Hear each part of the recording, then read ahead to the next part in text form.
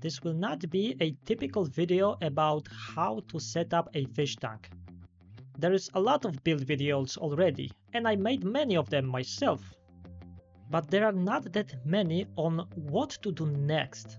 A video for people that want to start with this hobby, create their own planted tank, and then do the most important thing. Properly maintain it. Keep it alive and healthy. Because creating a beautiful tank with proper amount of money, it's not that difficult. But keeping it this way, this is what's really challenging. So today I will do just that. I will explain what I consider to be a good approach for long-lasting and easy to maintain tank for beginners. So stick around and I will let you know what equipment you need, what types of plants to get, and what animals are good to start with. So let's build it and make it successful together. First things first, we need some equipment. This is going to be easy because we need only 3 very basic things: tank, filter, and light. Let's start from the tank. Here you can see a simple comparison of 3 different ones. This is 12 liter, 30 centimeters. This is 25 liters, 40 centimeters, and 40 liters and 45 centimeters. So you can have an overview of what we are talking about regarding their size. If you are just starting, I would suggest to go for the bigger option, if you have a place for it. It's because it would be more stable as an ecosystem. I don't recommend anything like this nano tank as your first build. Of course, they are very pretty, but you do need to have some experience to handle them. But for this example, I'm using this one, which I consider to be a minimum tank size to start with. For the filtration, I would go for a simple, small internal filter. You don't need anything fancy, not too big and definitely not too strong. Just something that can pump your tank volume at least 10 times per hour. And now about lighting. This is the only thing that I would consider to put more money into.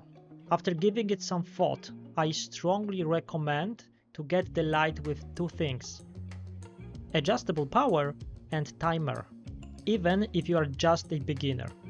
I just don't think that getting the cheapest option without those features is worth it. It will make the entire experience so much easier for you. As an alternative, you can get adjustable light without timer and use a smart plug. It will work as well. You might have noticed that I'm not including heater on the list. This is on purpose because we want this build to be as simple as possible.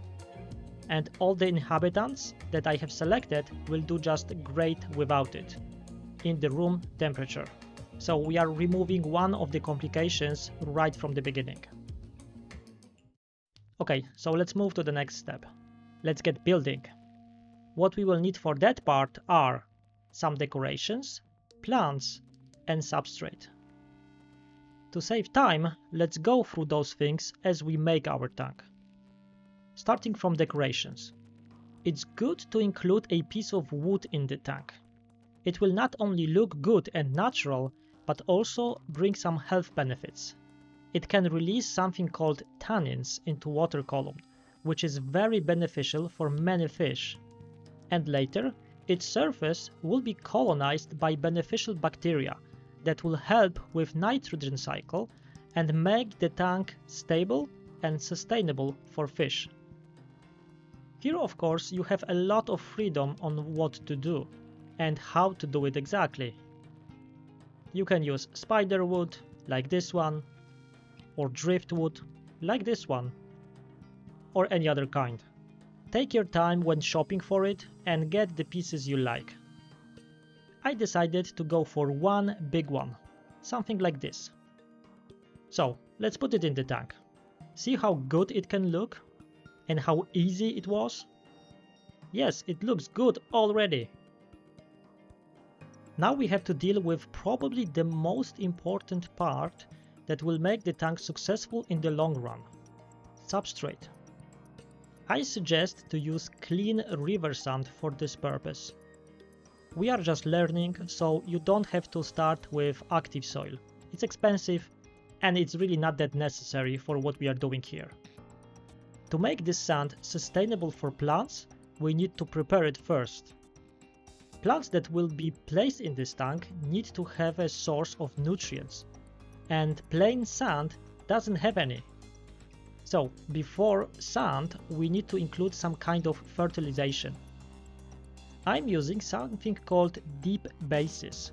It's rich in nutrients and helps with rooting. If you don't have access to it, you will have to use other methods, like root taps or nutrient sticks. There are many kinds and they are very easily accessible and cheap. Just spread them on the bottom in places that you are planning to use for planting, just like I did here. But regarding the amount that you have to use, follow the instructions on your specific root taps. And of course, select one or the other, so deep bases or root taps or nutritious sticks, not everything at once. Once the nutrient layer is in place, cap it all with thick layer of sand. Cover everything and don't leave any of the nutrients exposed. This is how much I used. At this point, we have decoration in place, nutrients under the sand, and good medium to put our plants in. So, let's do that now. For this kind of build, I would use plants that don't require strong light and are typical root feeders. And crypts are just perfect for that. 3 pots of different types of crypts will do just great. To prepare this plant for planting, take it gently from its pot. It's better to push it from the bottom rather than pull it out. Now, gently remove as much of this wool as possible. Just be careful to not destroy the root system. There will be many plants in a single pot, so split them into smaller portions. It will allow you to spread them in the entire tank, rather than putting the entire pot in one place. See this? This is how many portions I was able to get from only 3 pots. Okay, so let's start planting. You do that by pushing those plants gently into the sand. Look how I hold them. By their roots. You see that? When I do that, I can be sure that roots are in direct contact with those nutrients that we placed earlier under the sand. And this is exactly how those plants should be planted. And because this layer of sand is quite thick, it's actually very easy to do. They have perfect conditions to grow, they will not float, so they should be very healthy here. Just keep planting in places that you like to make it look nice. Please note that I'm planting only where I put those nutrients earlier, not where there is only sand and nothing underneath it. When you're done with crypts, you can also place some anubias there. This is a very different plant and shouldn't be buried, but attached to the decorations. This part right there is called a rhizome and should be exposed. For that build, planting it is optional and you can just skip it. But one small anubias will help a bit with using excess nutrients, so it doesn't hurt to have it. Just don't use too much of it, as they might starve because of the lack of nutrients in the water column. As finishing touch, you can include small pebbles. It looks good and natural, but also makes the build more stable. You need to be sure that this wood piece will not float once the tank is filled with water. I'm warning you about this because they usually do, so if you have doubts, weigh it down with bigger rocks, just to be safe. And we are done. It looks great for such a simple build. Don't you think? It's natural, should be easy to maintain, and it will get only better. Now let's fill it with water. And here we are. It looks nice and simple. The last thing to do would be to install the filter and wait. For the first 2 to 3 weeks, we don't put any fish inside and do only very small water changes. 15, maybe 20% every 2 days. This is it, nothing else. Set the light for 50% of power and turn it on for 7 hours a day. We will go through maintenance process later, but for now, just give it time. Surprise! It's not what you expected. Am I right? No, it's not gonna be a beautiful magical reveal. It's not how it works. If you find yourself in position like that one, don't worry. It happens. I kind of provoked this algae bloom to show you that it's not the end of the world. You didn't fail, not yet. This is how your tank sometimes matures, and you just have to give it time. So, clean what you can, do a big water change. There are no fish inside yet, so it's all good. Like I said, we are in this together. If the problem is really big, turn the light down a little bit and see how the situation develops. This is exactly why we went for adjustable light. We are just looking for balance, and we will find it sooner or later. You want some proof of that? There it is! Yes, it's the same tank few weeks later. It's just stable now. This is exactly what people mean when they say that aquariums need to mature. It's all settled now, there are no algae problems, plants are growing fantastic. Look how clean they are right now. And this wood piece? No sign of any problem. I adjusted the light a little bit, kept cleaning it, made small water changes. That's it. Look at the comparison right now. How dense and healthy those plants are getting. This is because we have a perfect combination of nutrients in the substrate and proper light levels. And this is again why I decided to design this tank exactly like that. It's very easy to balance it, even with big algae attack at the very beginning. It was able to settle and now it's just perfect. So now let's talk about inhabitants.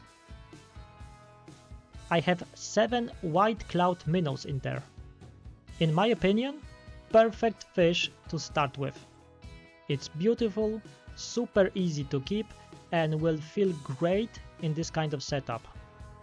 They don't require heater and don't produce a lot of waste. On top of that, it would be good to introduce some kind of cleanup crew. So basically animals that will help keeping the tank clean from algae and uneaten food. Right now, there are amano shrimp and Otocinclus inside. And again, they would be perfect for this kind of setup and temperature, but not really perfect for that tank size. So they are here as an example of what you can use when you go for the bigger tank. The one I mentioned at the very beginning. Then this combination is just perfect. But they are here because I took down their old tank and the new one is still cycling.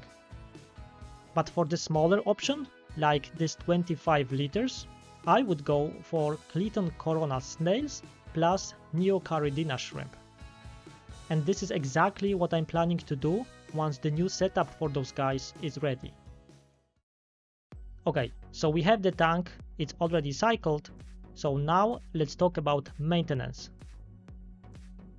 To keep it beautiful and healthy, you need to do few basic things. Number 1, water changes.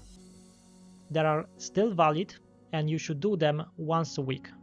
They don't have to be big, they even shouldn't be too big. 10-15% is absolutely fine. Prepare the water first in advance, for example in a bucket. You can just leave it overnight and it will be fine. And on the next day, old water out, fresh water in. Don't overdo it, don't overthink it. Number 2. Cleaning. As long as you are changing the water, you can quickly clean the glass if needed, but usually you don't have to do it every week.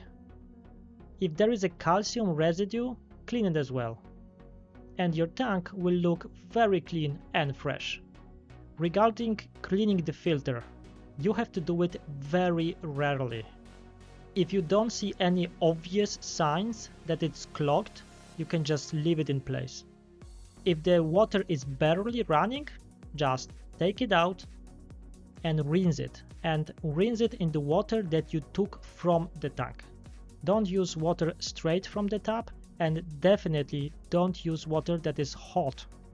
It's all about the bacteria that lives on the filter. And like I said, don't do it every week. Every 2 months is good enough. Next thing, substrate vacuuming. Don't do it. Not in the tank like this one. You will mess up the nutrients buried under the sand, and it will mix with water. And if that happens, you have guaranteed problems with algae. Don't listen to people obsessed with it, and do not touch the substrate. It's not the tank when vacuuming is needed. Period. Number 4. Liquid fertilizers. Don't use any liquid fertilizers. None. This setup was designed in a very specific way to avoid using liquid fertilizers. I actually mentioned this in my other recent video. It's very easy to maintain nutrient levels in the substrate, but it's very difficult to balance it in water, especially when you're new to this. Number 5. Substrate maintenance. Keeping the nutrient levels in the substrate is a very different story. So, every few weeks or months, depending on brand of root tabs that you're using, you will need to put more. Look how I'm doing it. I take one tab, split it in 4. It allows me to distribute it evenly across the tank. I place them deep, right under the plants. You have to do it no matter what you put under the sun. Deep bases, root tabs, any kind of sticks. The story is the same. Sooner or later, they will deplete. So you have to observe your plants. Are they growing healthy? Are there any problems? If you notice something is wrong with your plants, it's time for a new batch. That's it. Number 6. Keep the light low. Again, we selected plants that don't need a strong light to grow. Crypts and anubias will absolutely do fine with moderate light levels. So, start with 50% of power and observe your plants. If they struggle, raise it by 10%. If they are fine, but there are problems with algae, lower it by 10%. After you make any changes, wait a week before you make any conclusion about further changes. They don't happen overnight. And keep the light maximum for 8 hours a day. You don't need any more than that. Number 7. Don't overfeed. You will have very few fish, and it's a good thing. Keep it small, it will make things easier to keep the tank clean. But remember that because there are not that many fish, you don't need that much food. Only the amount that your fish are able to eat in few minutes. And you really don't have to feed them every day. Give them 1 or 2 days per week when they don't get anything. It's really not harming them. It's actually healthier for them. So if you follow those few simple steps, with design like this one, you should have no problem keeping your tank in great shape. Those kind of plants will keep growing, it will be very clean, and believe me, you will have so much satisfaction with maintaining it. And who knows, with densely planted tank, maybe you will even see some babies. With those fish, it's definitely possible. And the experience that you will get from this beginner tank will pay off in many ways if you decide to move it to the next level. In general, it was super fun project for me, and I'm super happy how it turned out. I'm not taking this tank down, I just love it. And I'm really curious on what happens next. If you have any more tips for beginners, leave them in the comments, we can all benefit from it. If you liked the video, please leave a like, it really helps me out. For more aquarium tips and guides, consider subscribing if you haven't already. But for now, thank you very much for watching, and see you in the next one.